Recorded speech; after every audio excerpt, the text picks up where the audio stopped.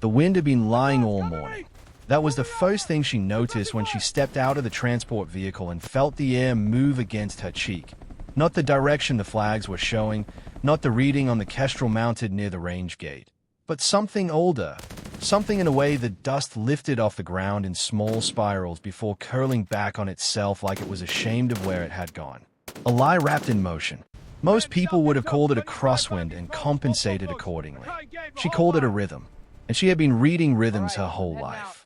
She stood at the entrance of the Naval Special Warfare Center for exactly 4 seconds before anyone noticed her. 4 seconds was long enough. She was 26 years old, 5'7", with the kind of stillness in her posture that came not from rigidity but from years of learning when to be invisible. She wore her uniform without the performance some people brought to it. No deliberate squaring of shoulders, no chin lifted for the audience. She carried a Pelican rifle case in her right hand, the foam interior custom-fitted for precision bolt action that bore 3 years of range time and 2 deployments in its scratched exterior. In her left hand, dragging slightly against the gravel because of its weight, was a battered military footlocker the color of old moss, stenciled along its side with faded black letters, SGTWK'd, and below that, a serial number that had been partially worn away by hands that had gripped it 1,000 times in 1,000 different conditions. Corporal Ashlyn Cade had arrived. If you're already leaning forward, good. Because this story is going to take you somewhere most people never get to go. On this channel, we bring you the stories of extraordinary people who were counted out, written off, and underestimated, and then proved every single doubter wrong with something far more powerful than words. Subscribe now and hit that notification bell, because stories like Ashlyn's don't come around every day, and you do not want to miss what happens next. Now, let's go back to the beginning. The Naval Special Warfare Center sits along the Southern California coast where the Pacific has the kind of cold authority that makes you feel small regardless of your rank or your record. The sky that morning was overcast but bright, the kind of light that flattens shadows and makes everything look simultaneously clear and unreal. Seagulls moved in slow arcs above the adjacent water, indifferent to the base below them and whatever human dramas were unfolding on its grounds. The smell of salt and diesel and something faintly metallic, gun oil and cleaning solvent, hung over everything like a permanent signature. The sniper training unit was housed in a cluster of low buildings set back from the main range complex, connected by a covered walkway that rattled in the ocean breeze. A hand-painted sign above the entrance, unofficial, definitely not regulation, read, "Where patience comes to graduate." Beneath it, someone had added in a different hand, "Or bleed out trying." Ashlyn had read about this place in documents her father kept in a separate folder inside that footlocker. Not classified documents, just his own personal notes, written in the cramped, slightly backward-leaning handwriting of a man who had gone through the Marine Corps' version of print and never fully abandoned it. William Cade had trained here once, nearly 30 years ago, under conditions that were different in equipment but identical in philosophy: patience, breath, stillness, and the willingness to wait longer than seemed rational for a single moment of absolute clarity. She had read those notes until the paper was soft at the folds. She had not read them as a guide. She had read them as a conversation with someone who was no longer available to answer back. Staff Sergeant Garrett Wolfe saw her from across the parking area before she had covered 20 yards. He was standing with 3 other members of the unit, Specialists Harker, Dominguez, and Chen, in the loose, weight-shifted stance of men who had no way urgent to be and were making the most of it. Wolfe was 31, built like someone who had been assembled from practical materials rather than aesthetic ones, with a jaw that jutted slightly to the left from a break that had healed without intervention and dark eyes that processed information in a way that was almost mechanical in its speed. He had been the unit's top-rated shooter for 2 consecutive evaluation cycles. He wore that distinction not in anything he said, but in the specific quality of the silence he maintained around the subject. He watched Ashlyn cross the gravel. He looked at the rifle case. He looked at the footlocker. He looked back at the rifle case. "Cade," he said, not loudly, more to himself than to the men beside him. But Harker heard it, and something moved across Harker's face, recognition, or maybe the anticipation of something entertaining. "As in William Cade?" Harker asked. Wolf didn't answer. He watched her sign in at the gate checkpoint, watched the MP examine her orders, watched her nod once at something the MP said and then continue toward the building. She hadn't looked at them yet. That either meant she hadn't noticed them or she had noticed them and considered them unremarkable. Wolf wasn't sure which interpretation bothered him more. William Cade's daughter, Chen said quietly. I heard she was coming through. Heard from who? Dominguez asked. Martinez at 2-1. Said the commander approved a full evaluation rotation. No shortcuts, standard integration. Standard integration, Wolf repeated, still watching her. The words sounded right. They felt wrong in a way he couldn't have articulated yet. Who assigned the qualification track? You did, Harker said. Technically, Commander Vance is going to make it official this afternoon, but your name's on the preliminary. Wolf was quiet for a moment. The wind pushed a small piece of paper across the gravel between them, and all four men watched it travel without any of them moving to stop it. Fine, Wolf said finally. Commander Vance ran the briefing at 1,400 hours in the main instruction room, which smelled of dry erase markers and the particular institutional coffee that seemed to exist in every military briefing room regardless of geography or branch. Vance was a compact man in his early 50s whose face had been organized by decades of outdoor light and professional discipline into something that conveyed information efficiently and warmth only occasionally. He had the kind of reputation that didn't require maintenance. It simply existed, built from actions rather than announcements. He introduced Ashland to the full unit without ceremony. Corporal Cade comes to us with 2 operational rotations, 1 distinguished marksmanship citation, and a qualification record that cleared the preliminary threshold. She'll complete the standard 8-week evaluation under Staff Sergeant Wolf's supervision. Same standards. No modifications. He paused just long enough for that to land. Same standards means same everything. Same range conditions, same timing windows, same metrics. She qualifies or she doesn't. Any questions? No one had questions. Or rather, no one was willing to ask the questions they actually had in front of the commander, which was a different thing entirely. What the unit had instead were looks. The kind that pass between people who have established enough shared language through time and shared hardship that a single glance can carry a full paragraph of meaning. Harker looked at Chen. Chen looked at Dominguez. Dominguez looked at the table. Wolf looked at Vance for precisely the amount of time that indicated neither agreement nor disagreement, then looked back at his notes. Ashland sat in the second row and watched all of this happen. She had grown up reading rooms the way she would later learn to read wind. Not for what people said or even how they said it, but for the patterns underneath, the unconscious choreography of attention and avoidance that told you more than any spoken word. She had been doing it since she was 9 years old, sitting in a folding chair outside a unit commander's office while someone inside explained to her mother in careful, measured language what had happened in the Kandahar Valley on a Tuesday that had been unremarkable until it wasn't. She had read that room too. She had understood more than she was supposed to. After the briefing, as the unit filed out, Wolf paused beside her chair. He didn't sit down or lean in or do anything that would have looked significant from a distance. He just stopped, with the particular stillness of a man choosing his words carefully.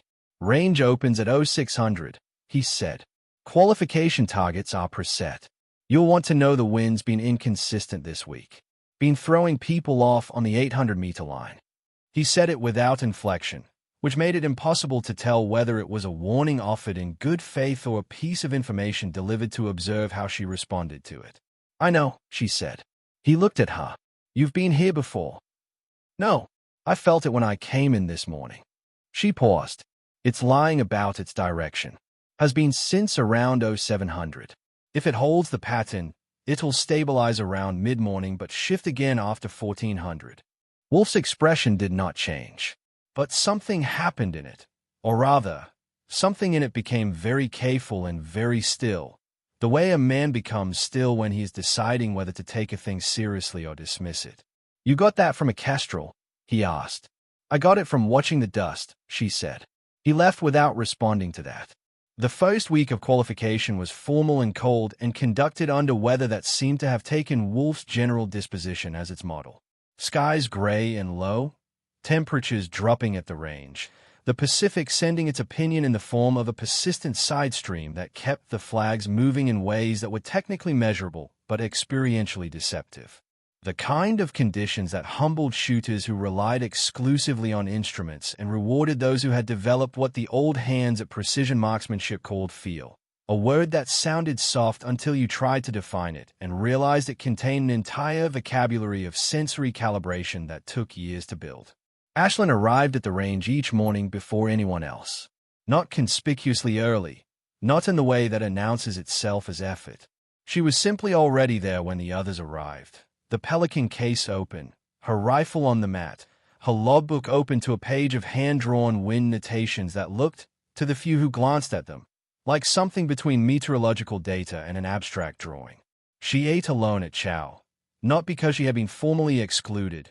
No one told her to eat alone, but because the unit occupied a set of established tables with established seating arrangements that had formed over time and hardened into something that felt architectural, and there was simply no space in that architecture for a newcomer whose presence had arrived preloaded with complicated feelings. She didn't ask for space. She created her own. On day 4, Specialist Harker made a comment near the cleaning station that was delivered quietly enough to maintain plausible deniability, but loudly enough for Ashlyn to hear. It was about legacy, about doors that opened for some people not because of their own hands, but because of whose footprints they were walking in. Harker didn't use her name. He didn't have to. Ashlyn finished cleaning her rifle, locked the case, and went to the range. She shot a 98.4 on the 600-meter qualification target. The range officer, a quiet reservist named Sergeant First Class Boyette, who had spent 15 years calibrating his professional neutrality to an almost geological level, looked at the group 3 times before entering it into the log. Then he looked at Ashlyn. Wind shifted at the 4th shot, he said. I know. I held half a mil left of the compensation I was running before it moved. How do you know it was going to shift before the indicator caught up? She thought about how to answer that. Not because she didn't know the answer, but because the answer sounded like something that would be received badly in the current environment, either dismissed as mysticism or resented as the kind of claimed intuition that people use to cover for luck. Pattern, she said finally. It had been cycling every 6 to 8 minutes since 0630. I was 4 minutes into the last cycle. Boyette wrote something in his own notebook.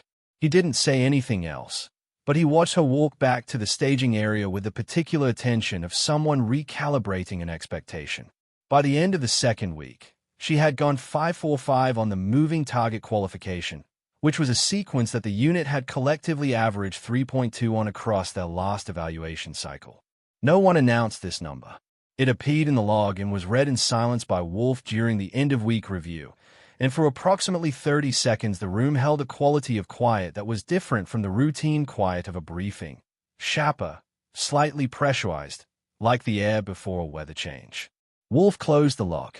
Next week starts the scenario phase, he said. I want everyone reviewing the environmental data for the coastal range. There's a front coming in. It's going to complicate things. He didn't mention Ashlyn's scores. He did not mention them in a way that would have seemed pointed. He simply continued to the next item on the agenda as if the number in the log was information that had been received and filed and would be processed in its own time. This was, in its way, a kind of respect, but it was the kind that costs nothing and acknowledges nothing, and Ashlyn knew the difference. She had grown up around men who respected her father the same way, thoroughly, and without ever having to translate that respect into action where it counted. The scenario phase introduced conditions that qualification couldn't simulate. The presence of other people making decisions, shifting objectives, noise and movement, and the specific chaos of a military exercise compressed into a training environment that was trying very hard to approximate reality. The unit ran in pays and fire teams, with Wolf rotating assignment structures to assess adaptability. Ashlyn was consistently paired with the most junior or least available partners. Not a formal assignment pattern, nothing that could be formally cited, but a consistent enough pattern that its architecture became visible if you were paying attention. She paid attention. She adapted. Chief Petty Officer Brennan Cole noticed. Cole was the unit's senior spotter, 34 years old, with the particular combination of physical economy and observational acuity that the spotter role required. Men who were, in some ways, more demanding than the shooters they work with because their job was to make the shooter's talent legible in conditions that were actively working to obscure it. He had been with the unit for 6 years, had 3 operational deployments, and had the quiet reputation of a man whose judgment was reliable enough that people deferred to it without requiring justification. He had been watching Ashland's win notations for 2 weeks. He had not said anything because he was still running the math, not just on her shooting, but on what her approach meant for a scenario he had been thinking about since the commander mentioned, in a private session Cole had been technically not present for but had overheard through an air conditioning vent without significant guilt, the possibility of a revised exercise. The revised exercise arrived at the end of week 3 in the form of a memo that was read aloud at morning formation by Commander Vance with a specific cadence of a man delivering information that he knows will generate reaction and is not particularly interested in managing that reaction. The unit's readiness evaluation was being escalated. An inter-division assessment had been scheduled. Not unusual, except that it was being pulled forward by 3 weeks and would now include an extreme-range live-fire component at distances that pushed the operational edge of the unit's documented capability. The assessment team would be evaluating not just marksmanship scores, but the unit's ability to deploy its highest-rated shooter in adverse conditions as part of a coherent tactical element. Vance looked at the group. The group looked at each other. Then, because the room required someone to ask the practical question, Harker asked it. What's the distance threshold on the extreme range component? So, the minimum qualification engagement starts at 900 meters, Vance said. But the evaluation tier that produces the highest readiness rating, the one the division panel will be looking for, requires capability demonstration at 1150. No one spoke for a moment. And for context, Vance added, with something in his voice that was not quite dry but was adjacent to it, current unit average on 1150 engagement in environmental conditions above Category 2 is 61% hit rate. He closed his folder. The analytics team will be running their assessment tonight. Shooter assignment will be based on objective performance metrics. I'll have the results at 0700 tomorrow. He left. The room breathed. Wolf was already doing the mental arithmetic before the door had closed, not because he doubted his own ability, but because he was a man who had built his entire professional identity on honest self-assessment, and honest self-assessment required acknowledging when the numbers produced an uncomfortable result. He looked at his own training logs. He looked at the range where Ashland had been shooting. He thought about 545 on moving targets. He thought about 98.4 in a wind shift. He thought about her saying, with no particular emotion, I held $500,000 left of the compensation I was running before it moved. He closed his own folder. The analytics result arrived at 0658, 2 minutes before Vance's stated time, which probably said something about the analytics team's opinion of its own findings and their desire not to be in the room when those findings were read. Ashland's name was at the top of the list, not by a narrow margin, by 11 percentage points on the composite metric, which factored environmental performance, adaptive hold adjustment, multi-engagement sequencing, and something the analytics team had labeled, in a line that had clearly been written carefully, observed environmental sensitivity. They had been watching the wind notations. Someone on the analytics team had been watching the wind notations, had compared them to the actual wind behavior during each range session, and had found a correlation that was high enough to include in a formal assessment document. Which meant that whatever Ashland was doing with the patterns and the rhythms and the cycling intervals, it was real enough and consistent enough to survive quantitative scrutiny. Wolf read the document once. He set it down. He picked it up and read it again. Then he walked to Vance's office, knocked twice, was told to enter, and said, in the voice of a man who has decided to stop arguing with mathematics, I'll work with Cole on the spotter pairing. Cole's the best read we have on 1150 engagement protocols, and she needs someone who can keep up with her adjustment cycle. Vance looked at him for a moment. Just a moment. Good, Vance said. The exercise was set for a Thursday, because the front the Weather Service had been tracking was projected to arrive Wednesday night and partially clear by early Thursday morning, leaving the range in what the meteorological report described as elevated wind variability with intermittent gusting and a surface thermal gradient that would produce lead air movement at distance. Which, translated from the technical language, meant conditions that would punish any shooter who relied on instruments alone. Wolf briefed the unit the night before with his usual precision, covering sectors, comms protocols, movement patterns, and the specific metrics the division assessment team would be evaluating. He covered Ashland's assignment directly and without editorial commentary, which in its own way was harder than either defending or critiquing the decision because it required him to simply present it as what it was, the correct tactical choice based on available information. Harker asked one question, and it was not a tactical question. It was the kind of question that gets asked when someone cannot articulate their discomfort directly and so locates it somewhere adjacent. What's the contingency if the primary shooter doesn't complete the engagement sequence? Wolf looked at him. Same as always. We adapt. He paused. That's the answer whether the primary shooter is me, you, or anyone else in this unit. The question is irrelevant to who it is. It was the most direct he had been. It was not an endorsement. It was a refusal to allow the wrong conversation to continue. That night, in the low barracks building where the overnight personnel were housed, Cole found Ashland at a small table near the window with a logbook open, her pencil moving in those same small, patient notations she had been making since day one. The wind outside was picking up ahead of the front, and the sounds of it moving around the building's corners were various and inconsistent. "You're reading it already," Cole said. It wasn't a question. She looked up. "It'll be running from the northwest by morning. Probably gusting to 18, maybe 20, with cycles around every 4 to 5 minutes. The thermal gradient is going to create a secondary layer at about mid-trajectory on the 1150 line, probably 8 to 12 inches of deflection that the surface instruments won't catch because they're measuring the wrong layer." Cole sat down across from her. He was quiet for a moment, looking at the notations. "When did you start reading wind like that?" She thought about it. Not performing consideration, actually thinking. "When I was 12, she said. My dad used to take me to this ridge above our property in eastern Tennessee. He'd bring his spotting scope and I'd bring a notebook and we'd watch the valley below us for hours. He wasn't teaching me marksmanship. Not yet.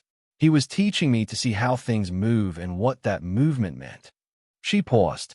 "He used to say the wind doesn't have a direction. It has intentions. And if you're patient enough, it'll tell you what they are." Cole looked at the window. "William Cade," he said, not as a question, as an acknowledgement. He said his longest verified shot was 1,100 meters, she said. But he kept notes on ones that weren't officially verified. There was a notation in his logbook for 1,500 meters. She was quiet. "I don't know if it's real. The record doesn't show it." Cole looked back at her. "And what are you trying to do out there tomorrow?" The question had weight in it, not pressure, but the kind of gravity that comes from someone asking honestly. Ashland looked at her logbook, at the small careful lines of notation. "My job," she said. The morning of the exercise arrived with the particular quality of light that follows a front passage. Everything washed and sharp-edged, the sky a deep aggressive blue above the coast, the Pacific hammering the shore with the leftover energy of the overnight weather system. The range was cold. The kind of cold that was scientific about it, that found the gap between collar and neck, that made the metal of the rifle feel like it had an opinion about being touched. Ashland had been on the line for 40 minutes before the assessment team arrived. Not shooting, not adjusting equipment, just lying there in the prone position with her cheek against the stock, breathing, watching the flags at intervals down the range, noting the behavior of the grass on the impact berm, watching the small visual distortions at extreme distance created in the morning air, the shimmer and shift of 1,000 meters of atmosphere between her and the target, each layer of air moving at its own speed and temperature and doing its own small work on anything that passed through it. Cole settled in beside her with a spotting scope, tripod feet pressing into the cold mat. "Winds running northwest at 14, he said. Gusting to 19. 17 average, she said. The 19 peaks are short. The real sustained pressure is 17. He looked at his instrument, then at the flags, then back at his instrument. "You're already ahead of the Kestrel," he said. "The Kestrel is measuring where I am," she said. "I need to know where the bullet's going to be." The first engagement was at 900 meters, a standard rectangular target, steel, The familiar ring of a hit carrying back to them across the distance with that specific half-second delay that happened at extreme range, the sound arriving as a kind of confirmation rather than a cause, the event having already been decided before the ear received its report. Hit. The second engagement, 1,000 meters, in a moment when the wind had cycled into a brief lull that Cole almost called out but didn't need to because Ashlyn had already taken it. Hit. The third engagement was a moving target, not a standard qualification track, but a lateral traverse at 950 meters with a variable speed profile. The target changing its movement rate twice during the engagement window, which was the part designed to force an adjustment mid-track. She adjusted. Hit. The fourth engagement was 1,100 meters, and this was where the secondary thermal layer lived, the one she had described the night before to Cole, the deflection that the surface instruments wouldn't catch.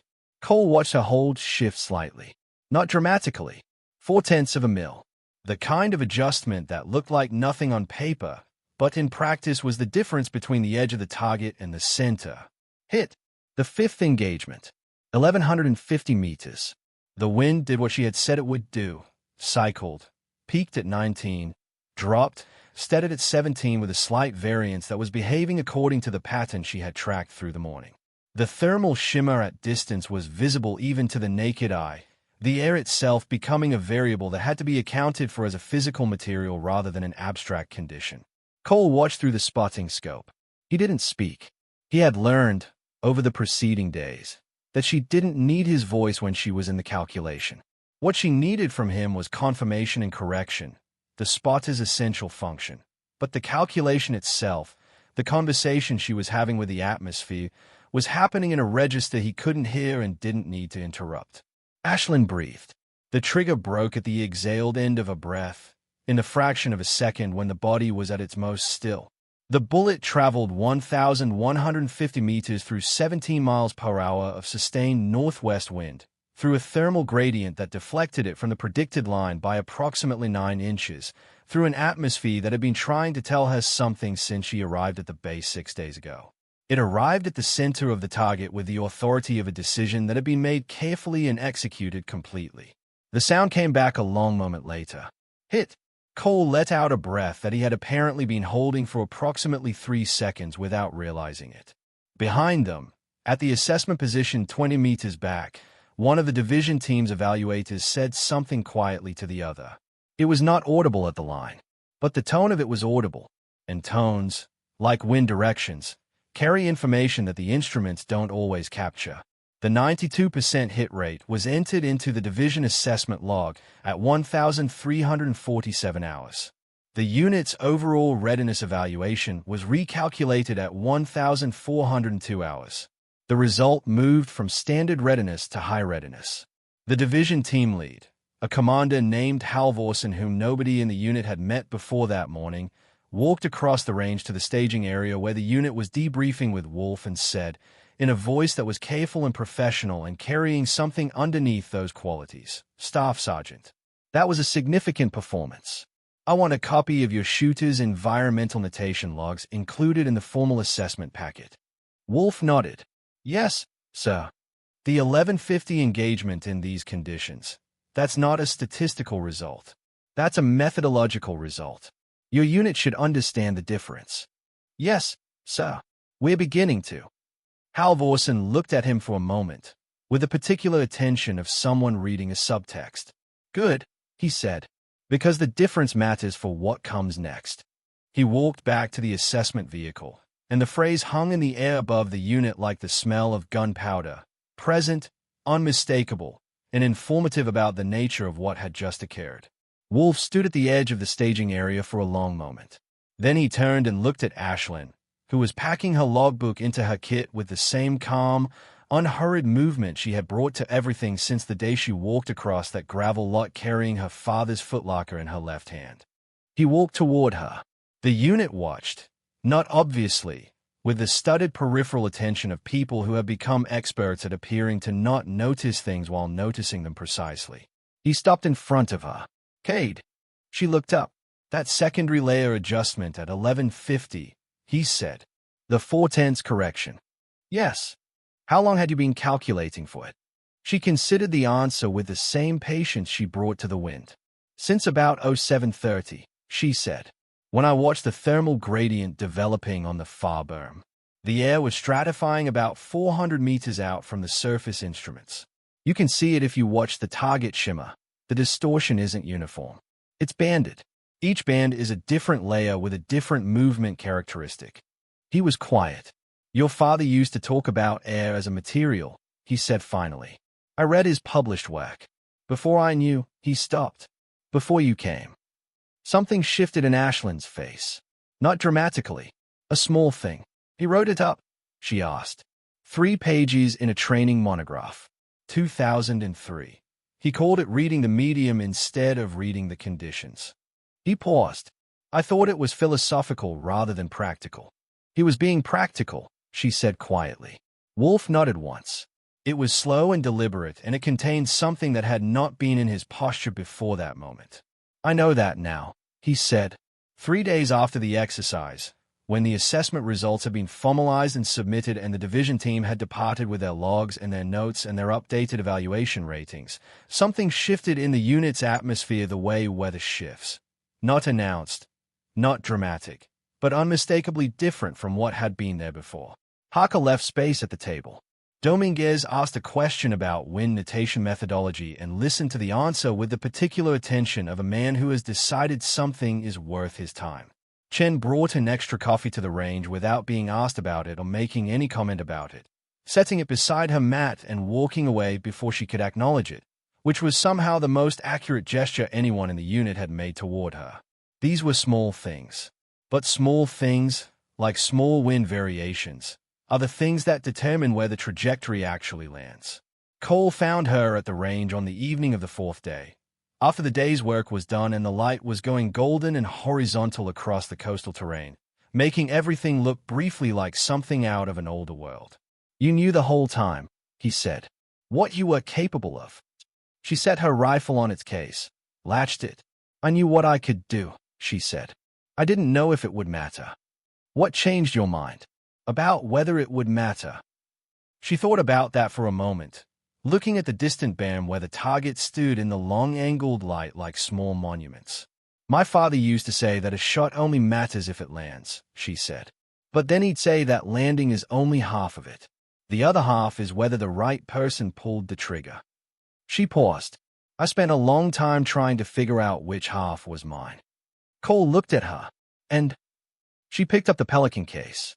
Both of them, she said. Captain Reeves arrived on a Tuesday. Nobody had been told he was coming. That was the first unusual thing. Not that a retired officer would visit the Naval Special Warfare Center, because that happened with reasonable regularity, old men returning to places that had shaped them the way people return to childhood homes, looking for something they couldn't name, and usually finding only the absence of what they remembered. What was unusual was the lack of announcement. No coordination through the commander's office, no notation in the day's schedule, no preliminary communication that would have allowed anyone to prepare a response to his presence.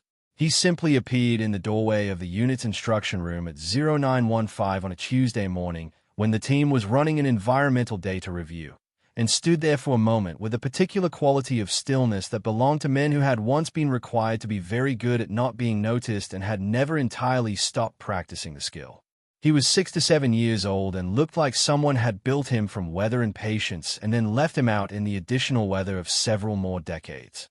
His hair was white and cut close, and his uniform, though retired and informal, sat on his frame with the memory of 1,000 hours of wear. He carried nothing in his hands except a letter-sized envelope that had been folded once and then unfolded and then folded again, the crease lines soft with handling. He was looking for Ashland. She saw him before he found her.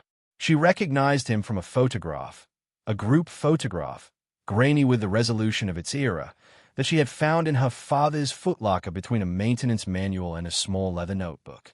In the photograph, her father was 28 years old and standing in a line of men with the specific unself-conscious posture of people who have been photographed so many times they have stopped performing for the camera.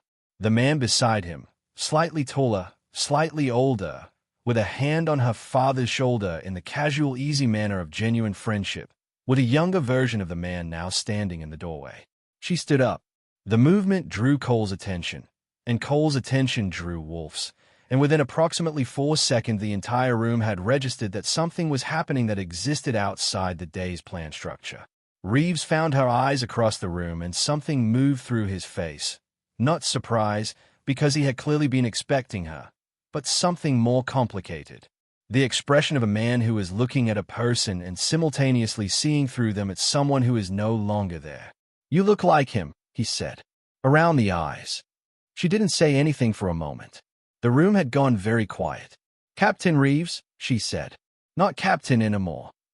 He looked at the envelope in his hand, then back at her. "Can we take a walk?" They walked to the far end of the range complex, where the 800-meter line ended at a low berm and the ground beyond it rolled down toward the coastal scrub that separated the base property from the public land along the water. The Pacific was visible as a distant silver line between the scrub and the sky, the kind of view that made the scale of everything else feel negotiable. Reeves walked with the slightly deliberate gait of a man whose knees had been through more than they were designed for and had been asked to keep going anyway. He didn't rush. The envelope was in his right hand. "I knew your father for 22 years, he said. "From the first week of his qualification training until," he paused. Until Kandahar," she said. "Until Kandahar." He said it with the specific flatness of a word that has been said so many times it has been worn smooth, all its sharp edges gone, leaving only its weight. "He talked about you constantly. Showed the photograph of you at the ridge with a notebook, the one where you're 12 years old and you've got this expression like the world is full of problems that are solvable if people would just pay attention." She looked at the distant water. "He was proud of you before you'd done anything worth being proud of professionally," Reeves said. "He was proud of you the way fathers are proud when they recognize something of themselves in a child and then watch it go further." She was quiet. The wind was running from the northwest, consistent and honest. None of the deceptive cycling of the exercise days. A straight wind. Reliable. The kind that made the calculation clean. "There's something you need to know," Reeves said. "About his record." She turned to look at him. "The 1,100-meter mark," she said. "The one in the official record. That's one of the things." He held up the envelope. There was a shot. In Kandahar Valley, in the operation that, in his last operation, the conditions were among the worst documented for an engagement at that distance. Wind in excess of 22 miles per hour, significant thermal distortion, partial visibility from dust movement. He paused. The distance was 1,500 meters. The number sat in the air between them. Ashlyn looked at it the way she looked at a distant target, measuring it, calculating the space between herself and it, understanding that the space was real and had to be crossed rather than closed. "It wasn't in the verified record," she said. "It wasn't submitted for verification," Reeves said. "He made the shot under conditions that saved 4 men's lives, including mine. Then, immediately after, before any of the documentation process could begin, the situation escalated. He moved forward of his position to provide cover during the extraction. He stopped. He didn't come back from that forward position. The wind moved through the coastal scrub below them with a sound like distant fabric. He saved 4 people, she said. He made a choice, Reeves said carefully, between staying behind the record and moving toward the people. He chose the people. That's who he was." He looked at her. The shot was real. The people he saved are real. 3 of them are still alive and they know what happened, and they've known every day since. He held out the envelope. She took it. The paper was soft at the fold lines, as she had expected, handled often, carried for a while, the physical evidence of a letter that had been written and kept and carried to the right moment rather than simply mailed. She opened it. The handwriting inside was her father's, the cramped, slightly backward-leaning print that she knew from the training notes in the footlocker, from the marginal notations in the leather notebook, from birthday cards he had sent from places he couldn't describe in the body of the card. The letter was dated 14 months before Kandahar, which meant he had written it while he was still alive and thinking about contingencies the way men in his profession thought about contingencies, not with morbidity but with a particular practical clarity of someone who understood that probability was not destiny but was worth preparing for. She read it. The unit, Wolf, Cole, the others, who had followed at a distance with the intuitive tactical discipline of men who could simultaneously maintain space and proximity, watched her read it without appearing to watch, looking at the range, the sky, the BAM, anything that was not her face. She read it twice. Then she folded it back along its original creases and held it in both hands for a moment, looking at the silver line of the Pacific. He says to stop chasing his shadow, she said quietly, not reading it, speaking it from the place it had landed. He says, she paused. He says the world already has one William Cade, and that was plenty. That what it needs now is the first Ashlyn Cade. Reeves nodded. He wrote that before he knew what you'd become, he said. He knew it anyway. She looked at the letter for another long moment. Then something happened in her posture, a small thing, almost invisible, the kind of shift that the body makes when something that has been held in a particular position for a very long time is permitted, finally, to release. Like a breath let go at the very end. Like a trigger broken at the moment of stillness. She looked up at the sky. He was right about the 1,500 meters, she said. The wind rhythms behave differently at that distance. There's an additional stratification layer. He would have read it the same way I do. She paused. He taught me. I know, Reeves said. He just never got to see it. No, Reeves said. He didn't. The wind moved. Wolf came to her that evening. Not during training. Not at the range. Not in the structured environment of official evaluation. But at the edge of the parking area near the barracks building, in the blue-gray light of late evening when the base had quieted to its overnight register, the sounds reduced to distant ocean and distant generators and the occasional footstep on gravel. He walked toward her with the particular directness of a man who has decided something and arrived at the decision late enough that he is not interested in preamble. I owe you something, he said. She waited. When you arrived, I made a decision about you before I had any basis for it. He looked at the ground for a moment, then back at her. Not about your father's record or whether you'd earned your place on the evaluation roster. Something underneath that. Something I didn't examine at the time because examining it would have required acknowledging where it came from. She was listening in the way she listened to the wind, completely, without rushing the information. 3 years ago, I was the primary shooter on an exercise scenario that went wrong, he said. Not in a training way, in a real consequence way. There was a judgment call in a wind reading. I used the instrument data. I was wrong by a margin that in a real operation would have been. He stopped. Significant. What happened? In the exercise, the error was corrected and logged. In real terms, it didn't matter. But it stayed. He touched the left side of his jaw, the break that had healed at an angle, though the gestures seemed to come from a different memory than the injury. I built a way of operating around it. Very instrument-dependent. Very procedural. Because procedure felt safe after a judgment call had been wrong. And then I came in reading wind with a notebook and talking about patterns and cycles, she said. And talking about rhythms, he said. And about things you can't put on the kestrel. He was quiet for a moment. And I felt challenged, she said.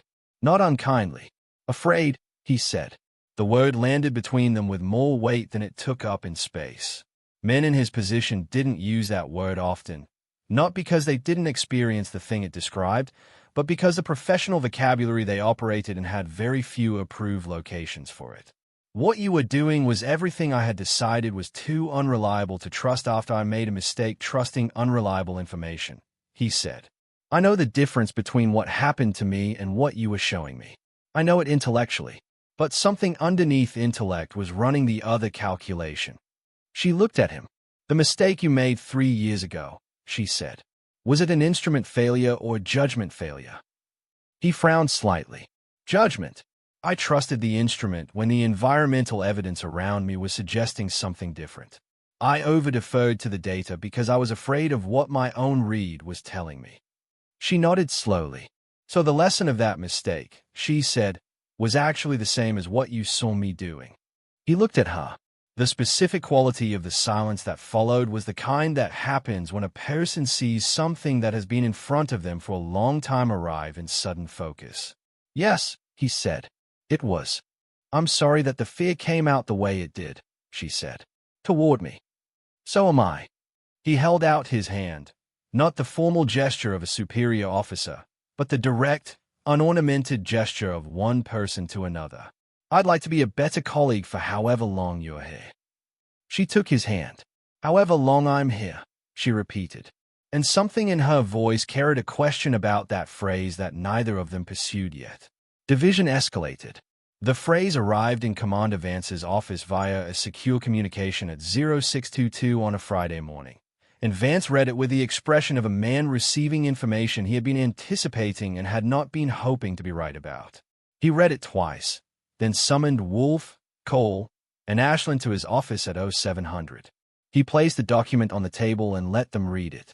The assessment had generated enough interest at the division level that a second-tier evaluation had been authorized, a protocol designation that appeared in the documentation as Apex Protocol, which was either the most dramatic name anyone had ever given to a shooting evaluation or an entirely accurate description of what it represented, depending on how you looked at the conditions. Apex Protocol, Extreme Range Single Engagement Assessment at 1,500 meters. Environmental conditions, uncontrolled. Timing, 48 hours from authorization. Objective, verify capability ceiling for potential advanced program development. 1,500 meters. The same distance Captain Reeves had described. The same distance in her father's unverified notation. Ashland read the document and did not visibly react, which was its own kind of reaction, the kind that happens when a person receives information that has been moving toward them for long enough that its arrival feels less like surprise and more like recognition. It's voluntary, Vance said. The word is in the document, and I mean it. What you've already delivered for this unit and this assessment is above and beyond the evaluation threshold. Nobody in this room is obligated to take this. He looked at her. She looked at the document. What are the environmental projections for the window? She asked. Cole had already pulled up the meteorological data on his tablet. Wind gusting to 24 at surface. Likely 20 plus sustained at mid-trajectory height.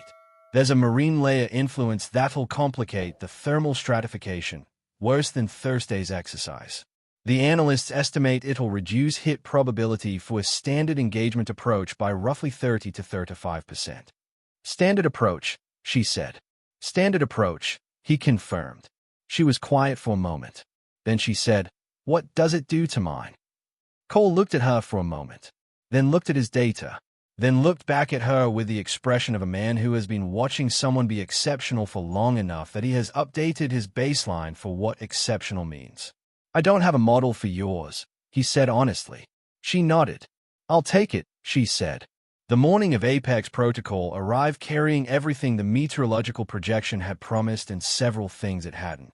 The marine layer was lower than predicted, pressing the cold Pacific air inland and creating a surface temperature differential that added an unpredictable element to the already complex thermal stratification.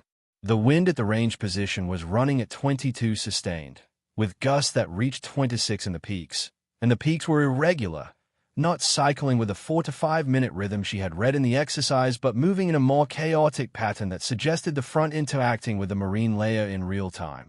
The two weather systems still negotiating their boundaries. She had been on the line since 0545, watching, notating. The logbook pages from that morning would later be examined by 3 separate meteorological consultants who would produce a combined 4 to 7 pages of analysis attempting to reverse engineer what she had observed and how she had interpreted it, with results that were conclusive enough to be interesting and incomplete enough to be humbling. Cole settled in at 0658. "It's not cycling cleanly," he said. "No," she said. "It's laid differently today. The marine boundary is acting as a third variable. I need another 20 minutes of observation before I have enough pattern data to work with." "We have a window from 0730 to 0900, he said. 20 minutes is fine." She watched. She notated.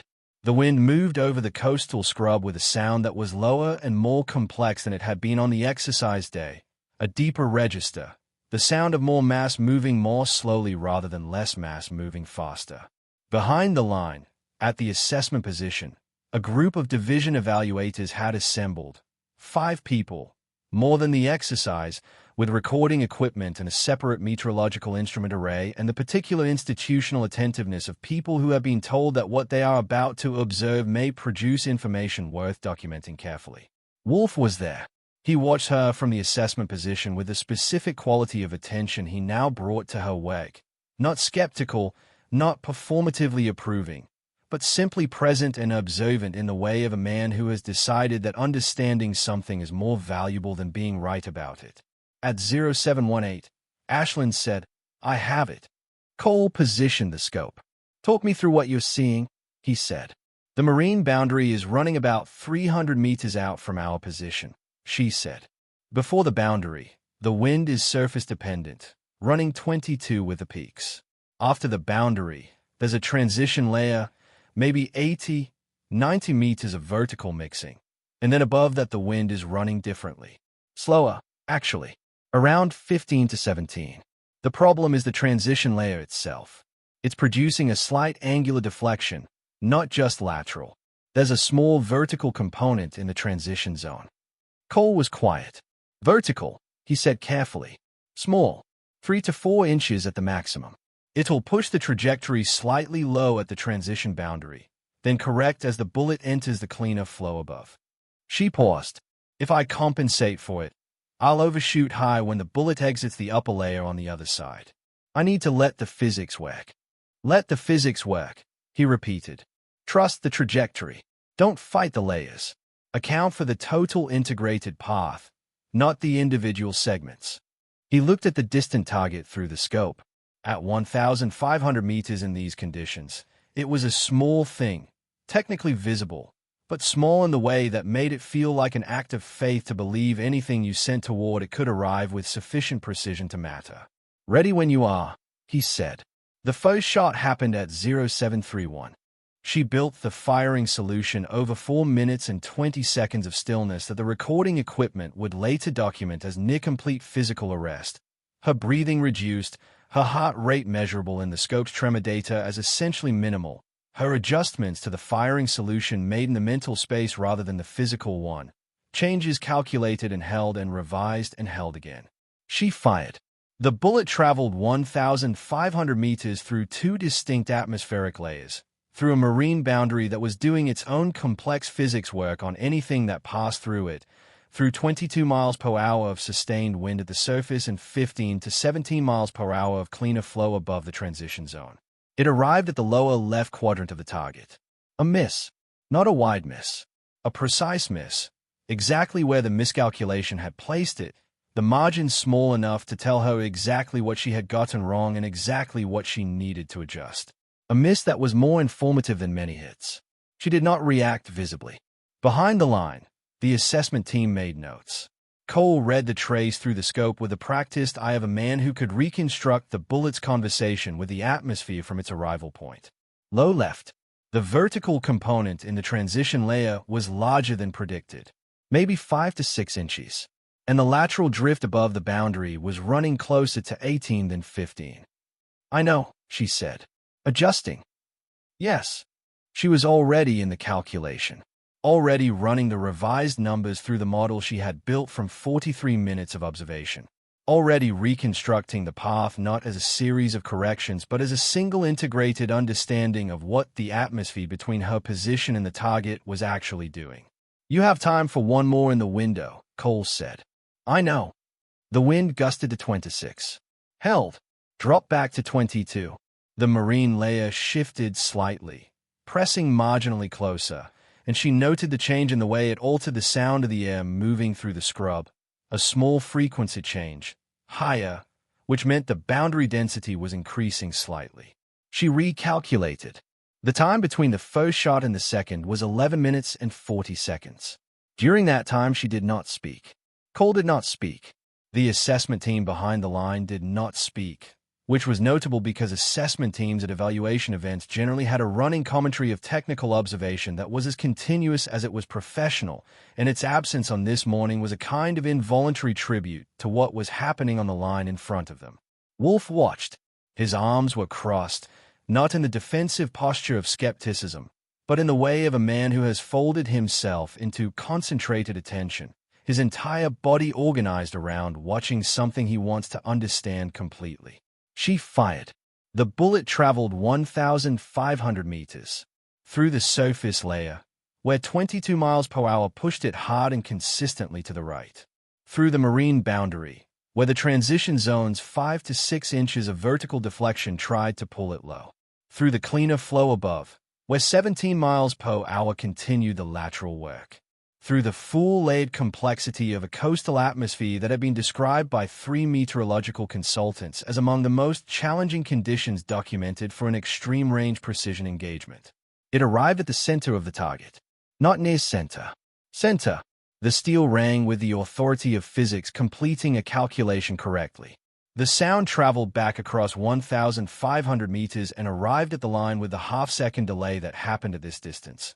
The event already decided, already past, the sound arriving as history rather than news. Cole took his eye from the scope. He looked at Ashlyn. Then he looked back through the scope. Then he set his hand on her shoulder. Once, briefly, and said nothing because there was nothing to say that the target hadn't already said more clearly. Behind the line, one of the division evaluators said something to another. Then one of them began typing on a tablet.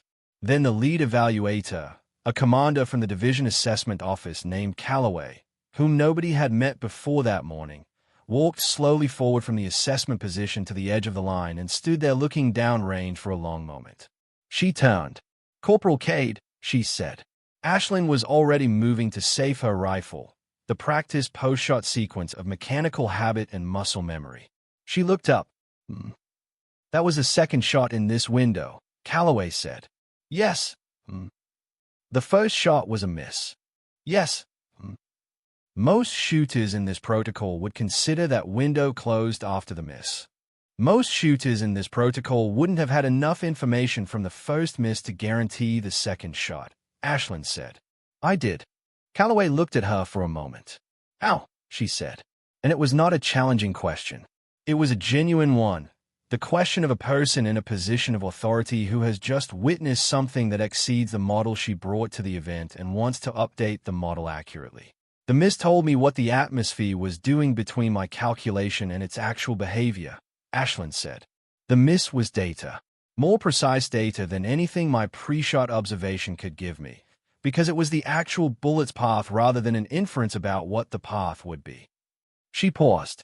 "My father used to say that a missed shot is a question the atmosphere is answering. The only mistake is not listening to the answer." Calloway was quiet for a moment. "His record," she said. "The 1,500-meter engagement in Kandahar.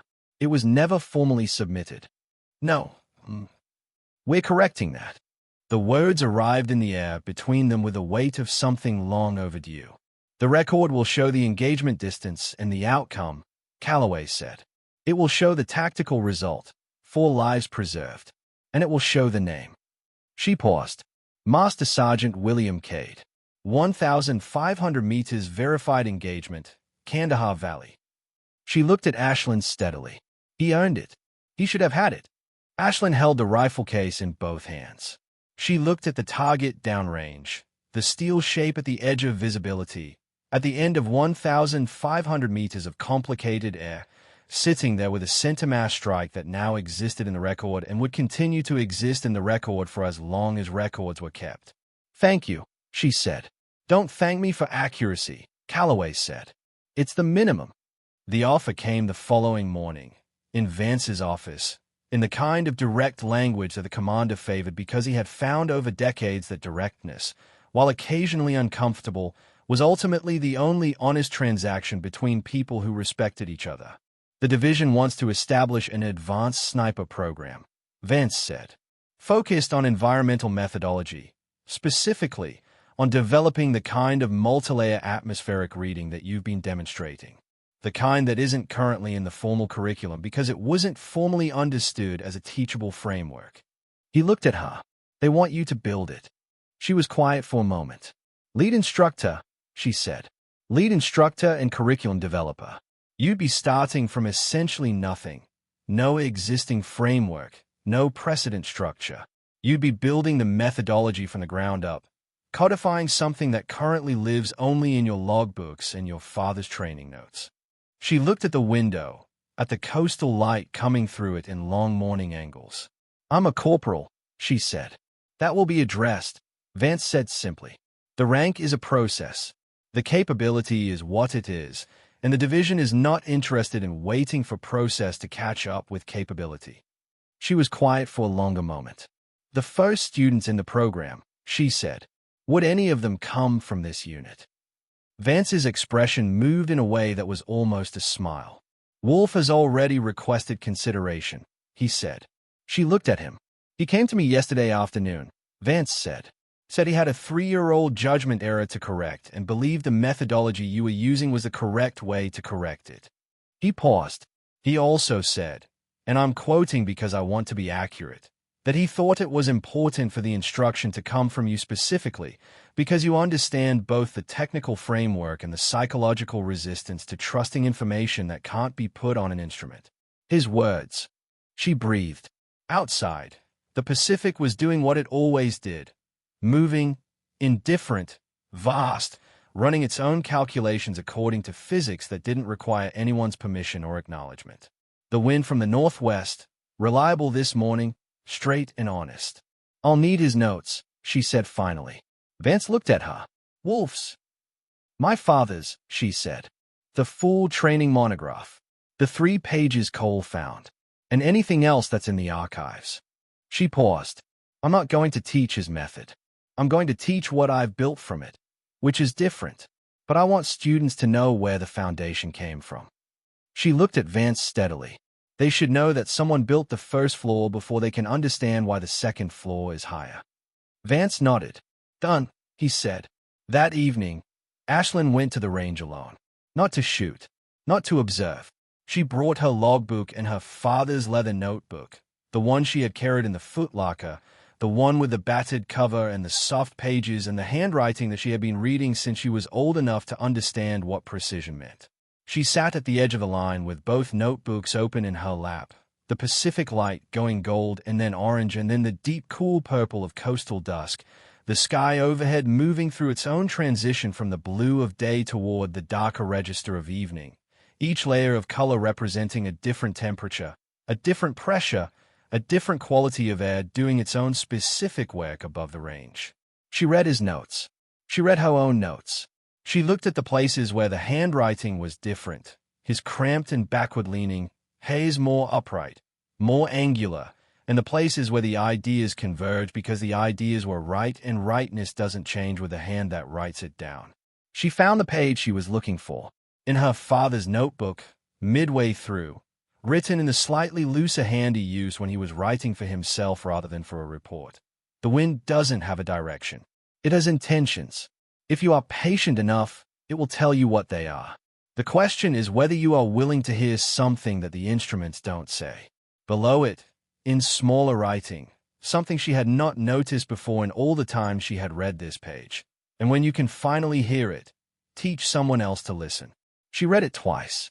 The wind moved across the range in the long, honest rhythm of evening, coming off the Pacific with the smell of salt and cold water and the specific clean emptiness of open ocean, carrying nothing hidden in it, just the simple pressure of air doing what air does over distance, moving from where it was to where it was going, through everything between.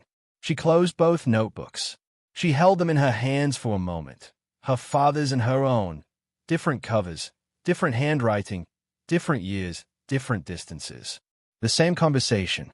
Behind her, she heard footsteps on gravel. 2 sets, one heavier, one lighter. She knew without turning that it was Cole and Wolf, come without announcement, come in the way the unit had learned to exist around her over these weeks. Present but not presumptuous, close but not crowding. She didn't turn. "The program is going to need a name," she said. "Something that isn't about a distance or a person. Something about the method." Cole came and sat on the berm to her left. "What would you call it?" She thought about the wind over the valley in Tennessee. She thought about her father's voice saying it has intentions if you are patient enough. She thought about a bullet traveling through 1,500 meters of complicated air and landing where physics had promised it would land if the calculation was honest. "Reading the medium," she said. "Your father's phrase," Wolf said. "Our phrase," she said. Now, Wolf sat on the berm to her right. The three of them were quiet for a moment, looking down the dark range toward the invisible distance where the target stood in the last of the light, the 1,500-meter line lost in the dusk, present but unreachable in this light, the way some things are, real, confirmed, but requiring the next day's visibility to see clearly. He would have liked this, Cole said. William. He would have. He would have been annoyed that it took this long for anyone to take the methodology seriously, Wolf said, and there was something in his voice that was new, the specific warmth of a man who has stopped protecting himself from the truth and found, on the other side of that protection, that the truth is better company than the defense was. Ashlyn smiled. It was the first time anyone in the unit had seen her smile without the edge of something underneath it, without the awareness and wariness of a person in uncertain territory. It was a complete smile, unguarded, belonging entirely to the moment. He would have been exactly that, she said. 3 weeks later, the first class of reading the medium enrolled 8 candidates. 7 of them were from established units. One of them was Staff Sergeant Garrett Wolf, who had submitted his enrollment request in the same form and the same process as every other candidate, with no notation requesting special consideration and no expectation of receiving it. On the first morning, Ashlyn stood at the head of the instruction room with a logbook open and her father's leather notebook on the table beside it, and she looked at the 8 people in front of her, different ranks, different backgrounds, different amounts of time behind a rifle, all of them carrying the particular tense attentiveness of people who know they are at the beginning of something that is going to ask more of them than they are currently prepared to give. She had thought about what to say first. She had written several versions of it. She had discarded all of them. Instead, she said what was true. The wind does not have a direction. It has intentions. And everything I am going to teach you over the next 8 weeks is about learning to hear the difference. She paused. It will take longer than 8 weeks to fully learn. It may take the rest of your career. That's not a warning. That's the point. She looked at them. The work of this program is not to produce shooters who hit targets. It is to produce people who understand the medium between the shooter and the target well enough that they can teach the next person to understand it even better. She looked at the logbooks on their desks. Open to page 1, she said. We're going to start by watching. Ashlyn's story is a testament to something that cannot be measured on any instrument. The courage to become exactly who you are, rather than a reflection of who came before you. If this narrative moved you, if it made you think about legacy, about patience, about the difference between following in someone's footsteps and carving your own path forward, then hit that like button. It helps more people find stories like this one. And tell me in the comments, what does legacy mean to you? Is it a record to match, or a foundation to build beyond? Subscribe if you haven't already, because the next story is already waiting. These are the people the world doesn't always see, and they deserve to be seen. She had come to the base carrying her father's footlocker and her own rifle case, and everyone who looked at her had seen the footlocker first. In the end, what she left behind was something her father's footlocker could never have held. Not a distance, not a record, not a number in a log that would be cited and recited until it became mythology rather than meaning.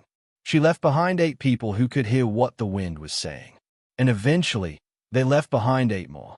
The wind keeps moving. It always has intentions. The question is only whether anyone is patient enough to listen.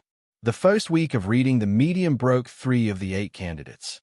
Not physically, not in the way that training programs traditionally broke people, through deprivation or exhaustion or the accumulated weight of demands that exceeded what the body could sustain.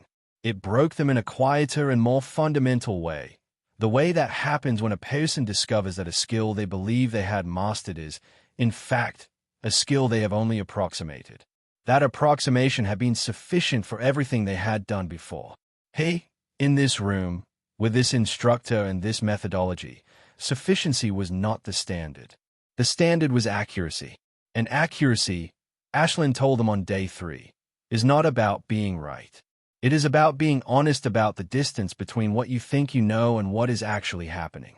Wolf sat in the 3rd row and wrote that down. He underlined it. He had been a shooter for 11 years and an instructor for 3, and he had spent the better part of a career building a professional identity around the idea that precision was a function of discipline, of following the correct protocol with the correct equipment and the correct sequence. He had believed this genuinely and practiced it rigorously, and it had produced results that were, by any measurable standard, excellent. He was now beginning to understand the difference between excellent and complete. The distinction was approximately 4/10 of a mil, which was the adjustment Ashlyn had made at 1,100 meters during the exercise, the adjustment that the instruments hadn't suggested, that the protocol hadn't required, that had existed only in the conversation she was having with an atmosphere that most people were treating as a background condition rather than an active variable. He wrote that down too. On day 5, she took the class outside before dawn, not to the range, to an open field adjacent to the range complex, where the coastal terrain gave way to a low grass area that stretched several hundred meters toward the scrub line, the kind of flat, unremarkable ground that most people walked across without attending to. She told them to sit down, take out their logbooks, and observe. No instruments, no scopes, no protocol sheets, just eyes and paper and the pre-dawn air moving across the field in whatever way it chose to move. For 40 minutes, nobody spoke. Some of the candidates wrote quickly, filling pages with data in the way that people fill pages with data when they are anxious, the activity of notation as a substitute for the clarity of observation. Some wrote slowly, deliberately. 2 of them, a sharp-eyed specialist named Riley and a quiet staff sergeant named Okafor, put their pens down after the first 10 minutes and simply sat with their notebooks open and their eyes moving across the field and the patient, receptive way of people who have understood the instruction. Wolf wrote nothing for the first 20 minutes. He sat with a pen in his hand and felt the specific discomfort of a practiced person doing something incorrectly, not wrong, not failed, but incomplete. He was seeing the field. He was observing the grass and the flags at its edges and the way the coastal air moved through it.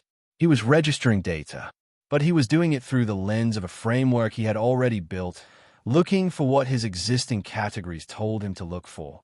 And the instruction had been, explicitly, clearly, to watch before categorizing. He put the pen down. He watched. At minute 23, he felt something shift. Not dramatically, not with the quality of revelation that stories sometimes assign to moments of understanding. It was smaller than that, quieter. The specific sensation of attention landing on something that had been present the whole time, but had not previously been distinct enough from the background to register as signal rather than noise. The grass at the far left edge of the field was moving at a slightly different frequency than the grass at the center. Not a different direction, a different frequency. The rate of its oscillation fractionally faster, as if the air moving through it was carrying slightly more energy. And the grass at the center, by contrast, had a slower, deeper movement that suggested not a weaker wind but a denser one, cooler, heavier, moving with more mass and less speed. He picked up the pen. He wrote, left edge, higher frequency, lighter air. Center, lower frequency, heavier, cooler mass. Right edge. He watched the right edge, similar to center but with an additional irregular component. Something interrupting the smoothness. He wrote, interruption on right edge. Source. He looked for the source. Behind the right edge of the field, beyond the scrub line, there was a low ridge. Not dramatic, barely a ridge, really, more of a persistent elevation that had resisted the erosion that had flattened everything around it. But low ridges in coastal environments created their own local aerodynamics, forcing the air moving over them to compress slightly on the approach and expand on the far side, producing the irregular surface behavior he was reading in the grass. He wrote it down. He looked at what he had written. It was, objectively, a modest observation. A piece of environmental reading that an experienced outdoorsman might have produced intuitively, or that a meteorologist might have produced instrumentally. But he had produced it through attention alone, from a sitting position, in the pre-dawn dark, using only the information the field was willing to give him. For the first time in 3 years, the approach had not felt like unreliable information. It had felt like listening. Ashlyn called the class in at 0615 and reviewed their notebooks without comment, reading each one in the sequence that were handed to her, her expression professionally neutral, her attention visibly complete. She returned them without grades, without marks, without the evaluative apparatus that most training environments applied to every exercise output. "I'm not grading these," she said. "They are yours. They are a record of what you saw and when you saw it and how you described it. In 6 weeks, I want you to look back at today's entry and tell me what you missed." A candidate in the front row, Hargreaves, ex-Marine, the most technically proficient shooter in the group and, consequently, the one having the most difficulty with the unstructured observation format, raised his hand. "How do we know what we missed if we don't have a reference to compare against?" "The range will tell you," Ashlyn said. "Everything you observe today, you'll test at range over the next 6 weeks. Where your shot lands relative to your observation will tell you where your observation was incomplete." She looked at him. "The target doesn't lie. The atmosphere doesn't lie. The only thing that lies is the assumption that you've already understood enough." Hargreaves wrote that down with the expression of a man receiving information that was simultaneously useful and uncomfortable, which was, Ashlyn had come to believe, the accurate expression for learning. In the 4th week, she brought Captain Reeves back. He came without the envelope this time. He had left that behind on the first visit, in the right hands, where it belonged. He came instead with a single sheet of handwritten notes that he had been carrying for nearly 20 years, a personal account of the Kandahar engagement written 2 weeks afterward when his hands had steadied enough to hold a pen without the paper showing the tremor. He stood at the front of the room beside Ashlyn and read it aloud. He read it in the flat, factual voice of a man reporting rather than narrating. Not because the events lacked emotion, but because the emotion had been processed and metabolized, and what remained was the clear, clean skeleton of what had happened, which was in some ways more powerful than the flesh of feeling that had surrounded it at the time. He described the conditions. He described the distance. He described the way William Cade had lain in position for 26 minutes calculating a firing solution in 22 miles per hour of variable wind with partial visibility, using instruments that were inadequate to the conditions and instincts that were not. He described the shot. He described the 4 men whose extraction became possible because of it. He described William moving forward. He stopped reading. The room was quiet in the way rooms become quiet when everyone in them has simultaneously understood something that did not need to be explained. "He used the same method you're being taught," Reeves said. "He called it something different. He called it reading the medium, which is where your instructor got the phrase. But the principle was identical. He was listening to what the atmosphere was telling him rather than arguing with it using instruments." He looked at the class, and what he heard, at 1,500 meters in those conditions, was enough. He folded the paper. He looked at Ashlyn. She looked back at him with the expression of someone who has completed a long journey and arrived, finally, at the place they were traveling toward. Not the place they expected, but the right place. "His record now shows 1,500 meters verified," she said. "It took too long, but it's there." She paused. "What this program is here to do is make sure that the people who come through it build records that don't require correction. That what they can do is documented clearly and understood fully before it needs to be proven in conditions that cost more than a range exercise." She looked at the 8 faces in front of her. "You are the reason the program exists," she said. "Not the records. Not the distances. You, what you learn here and what you carry forward and what you teach the next person. That is the record that matters." On the last day of the 8-week program, she took the class to the 1,500-meter line. Not to shoot, to stand. She wanted them to stand at the firing position and look downrange at 1,500 meters of coastal air and understand, physically and viscerally, what that distance meant, not as a number in a log or metric on an evaluation sheet, but as actual space, actual atmosphere, actual layers of moving air doing their actual work between the position and the target. They stood there in a line at dawn, the light coming in low from the east, the Pacific behind them pushing its cold opinion inland, the range stretching forward into a distance that was simultaneously visible and vast. Nobody spoke for several minutes. Then Okafor, the quiet staff sergeant who had put his pen down on day 5 and simply watched the field, said, "The air is stratifying right now. I can see 2 distinct layers from here, the surface movement and something slower and higher, maybe 200 meters out, moving at a different rate." 3 layers, Riley said beside him. There's a third one in the transition zone, tied to movement, almost circular in the distortion pattern. Wolf said nothing. He was watching the far target with the patient attention of a man who has learned, over 8 weeks of deliberate reconstruction, what it feels like to listen rather than calculate. He was feeling the air on his left cheek and his right hand in the back of his neck, registering the differential, slightly cooler on the right side, which meant the surface wind was carrying a slight angle that the flags at the range edge weren't fully capturing because the flags were measuring direction and not the thermal differential across the width of the position. He wrote it down. He looked up. He looked at Ashlyn. She was watching all of them with the expression she had worn since the first day. Not evaluating, not approving, simply present and attentive, a teacher doing what teachers do when they are doing it correctly, witnessing the students arrive at the understanding themselves rather than delivering it to them. "You're ready," she said. "Not for a record, not for an evaluation, not for a number in a log.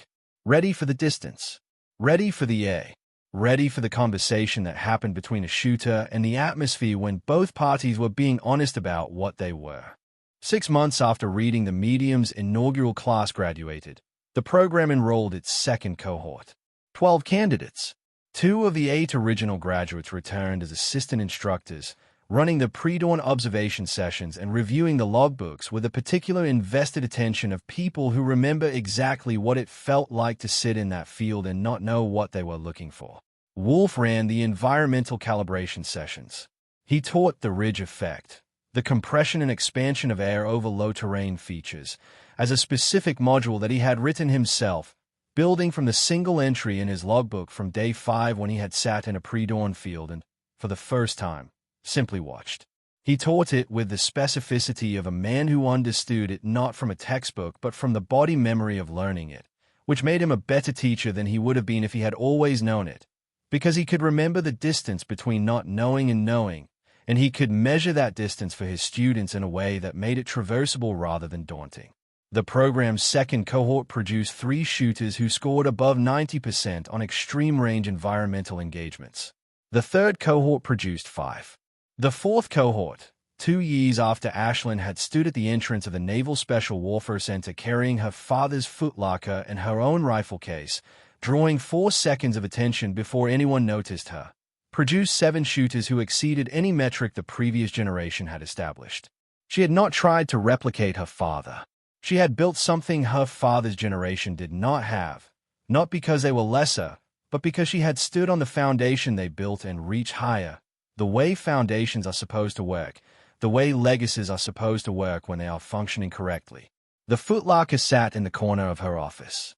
Open now, not locked. The contents no longer held like relics to be protected but arranged like tools to be used. The training notes, the leather notebook, the photographs, the letter with its soft fold lines. Available. Present. Part of the ongoing conversation rather than a closed chapter of a finished story. On the cover of the logbook she kept for the program. Not for her own shooting, but for the program itself, its methodology, its development, its corrections and revisions. She had written a single line in her own handwriting, upright and angular, distinct from her father's backward-leaning print. It said, "The first Ashlyn Cade. Building something worth inheriting." The window of her office looked out toward the range. The wind moved across it honestly, the way it always did when you stopped trying to argue with it and simply let it tell you where it was going. She watched it. She listened.